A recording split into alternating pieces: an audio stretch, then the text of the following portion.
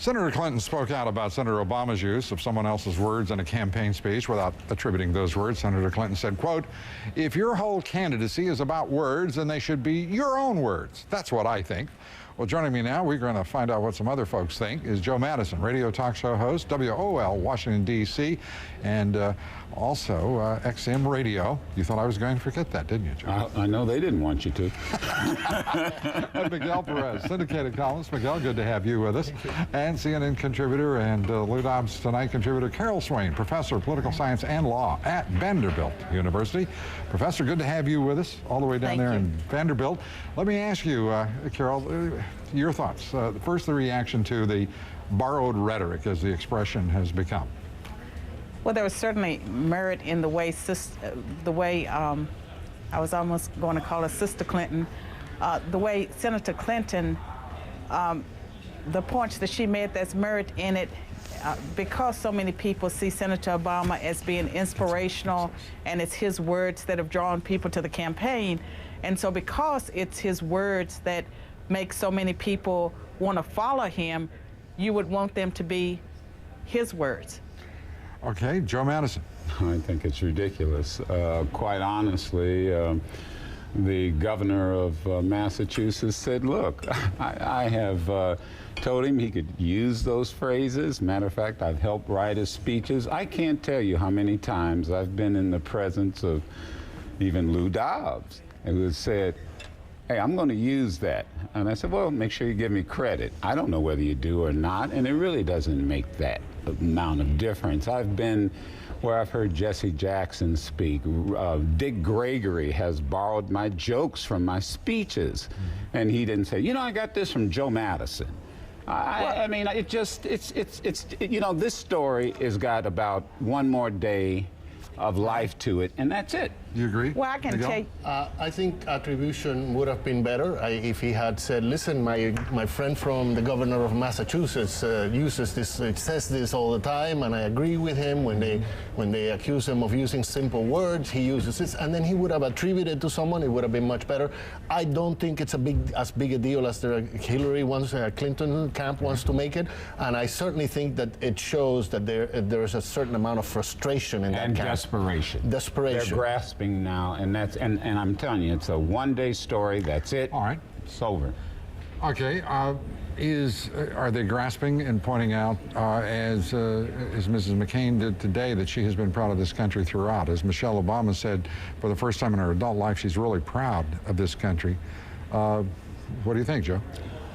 I didn't hear what she had to say, and I got to tell you, I had a bunch of people call me today jumping you, and I was going, what was this about? I didn't hear what she said, honestly. Folks are jumping me. I've never had that happen before. I was trying to defend you, and you know.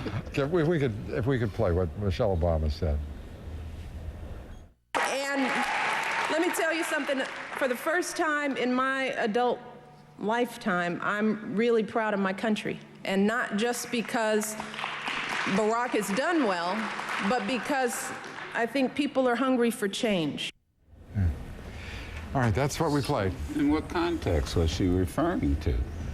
I mean, a lot of people are kind of proud now of the way this country has changed. I mean, you know, in the barbershop where I go, we're sitting there still amazed about Idaho. We're going, Idaho went with Obama? I mean, this is a sea change. Don't be messing with Idaho. Well, I'm not messing with it, but give me a break. Come on. Well, you don't live in my neighborhood, and you obviously don't go to my barbershop. Well, you don't go to Idaho. You weren't raised there. You're right. It's the only state I haven't been. I want to go. I believe they are. I'd like to visit Idaho. Please invite me. We're going to be back. We're going to give Carol Swain an opportunity to speak. We're also going to let Miguel Perez give a talk. So we'll be in Idaho next week, right? I'm going to hold him down. All right. We'll be right back. We'll be in Idaho, right?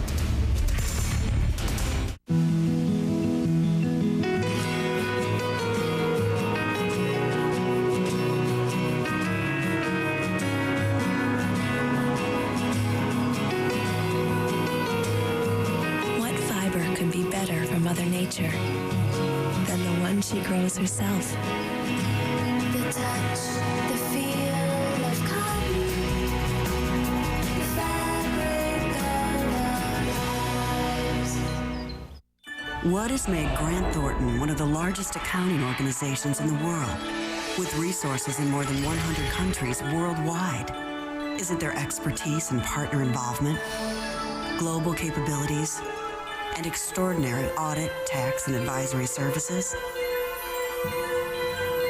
Or is it their passion for how they serve their clients? Grant Thornton. Find out what it's like to work with people who love what they do.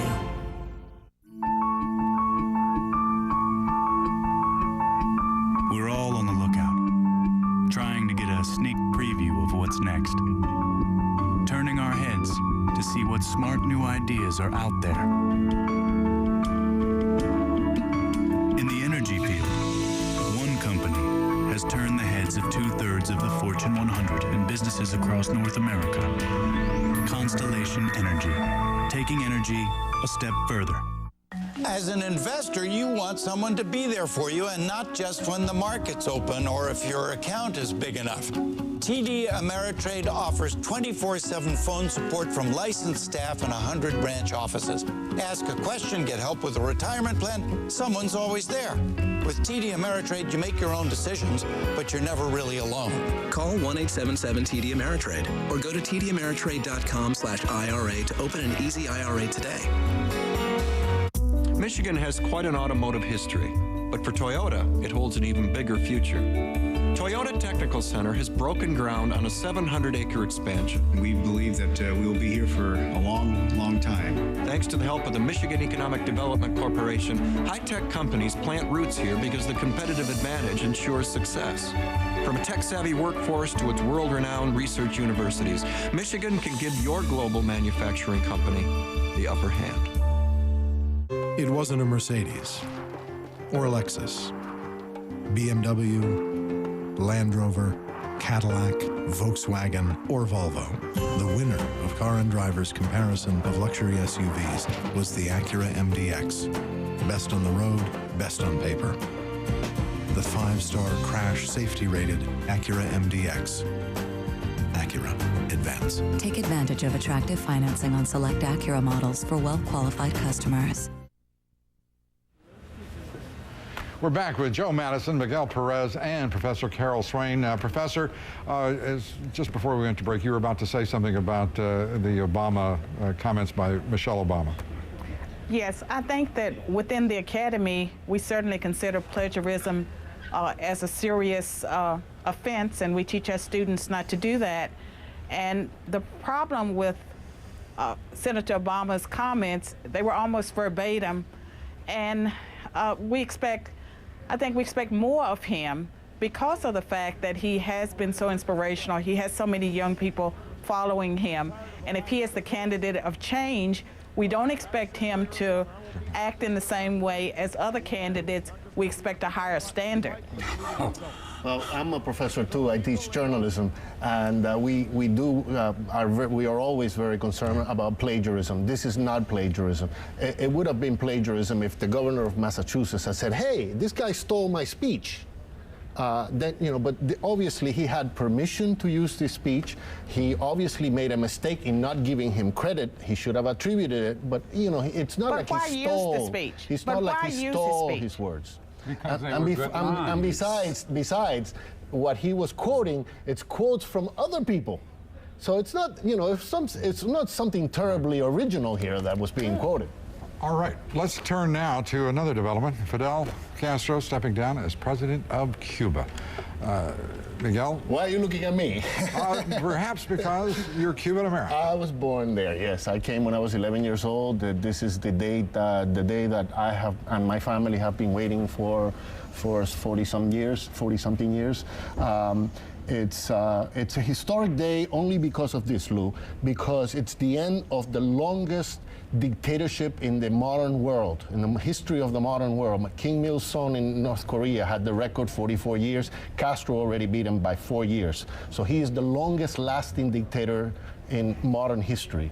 And we're talking not about just a guy who has been there for 10 U.S. presidents. He lasted longer than 10 U.S. presidents. We're talking about a guy who has suppressed his people for all this time, people who are hungry for freedom. So it's a very important, you know, my parents and my grandparents died in Florida waiting for today. I'm waiting to see this man dead. And I am here on their behalf. Today is an important day for all Cuban Americans, for all Cubans, and it's going to be a much bigger day when he finally dies, and when there's finally, it's not over until there's freedom in Cuba, until there's free elections, until there's dissidents are freed for just speaking. He has hundreds of people in jail for just speaking out. It's got to be an end to it now. Professor Swain, do you think that end is really near? I hope it's near, but I think it remains to be seen. It depends on what happens with his successor.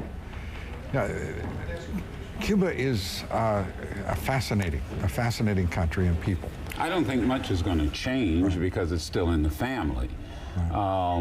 It is a fascinating country. My youngest daughter visited Cuba as part of a semester at sea program, and of all the 10 countries that she visited, she fell in love with the people of Cuba. I just find it interesting. I hope both sides send signals to each other to make a change, because that's the only way it has to happen. We're not going to signal Cuba because of the political ramifications. So there has to be some type of joint communique, because something's crazy in this world where a communist country like Vietnam, our clothes are made there, and China owns us, and it's the largest communist country on the planet. And here's this little country off the shore of Florida, and we don't have a relationship with it that is meaningful. Something has to change. But you have all this talk about lifting the embargo, and you know, I was for the embargo all my life, and I recognize that it hasn't worked. Okay, but at the same time, what do? Do you reward them, lift the embargo without them having free elections, without them, you know, letting the free press, letting people speak? And that's why I mean Joe, that there has to be signals. Yeah. I'm going to upset viewers again. This country is sitting there 90 miles from our shores, and the fact that we cannot reach rapprochement with that country under Fidel Castro, Raul Castro, or whomever succeeds, and we can invest billions and billions of dollars in communist China while we don't invest that money in this hemisphere, in Mexico, throughout this hemisphere, is preposterous. To think that we've had 10 presidents over the course of time who've not been able to reach a rational rapprochement with Cuba is unthinkable. Well, I think if this is the level of gift that we can expect from our national leaders, I think we're in very serious trouble. I think there has to be some back-channeling discussions that go on, Lou, because politically, look at the emotion that we have here. It's not going to happen, and there's no president that's got the guts to take on. When I came back from Cuba 13 years ago, you know, I was greeted in the Miami Herald with Dobbs, part of left-wing offensive on Cuba. The nonsense that is, the pandering that has been going on with the Cuban-American community, particularly in southern Florida. For no good reason, because no president that has gone to Miami, and from both sides, from both parties, that has promised all kinds of things to the Cuban Americans, has done nothing anyway. But one point that I really need to make about the embargo, it really is Castro who doesn't want it lifted. Every time this country has been close to lifting the embargo, Castro shoots down some planes or goes to Angola or exports guerrillas to South America. It's Castro who doesn't want it lifted. No, you're quite right, but I've got to say that society. 300 million people, the world's only superpower. We're smart enough to get this right if we want to. Well, maybe instead of me going to Idaho, I ought to go to Havana. We'll make it a tour. You and I'll head for Idaho, then we'll go to Havana. I'll wait for you guys in Idaho until Cuba is free. You got it. Thank you very much. Appreciate it, Miguel. Carol Swain, thank you very much. Thank you. Joe Madison, what the heck? It's good to see you. Always good to see you. Up next, the polls in Wisconsin will close in just about an hour. We'll have the latest for you on that race and look ahead to the next political battleground. Stay with us. We're coming right back.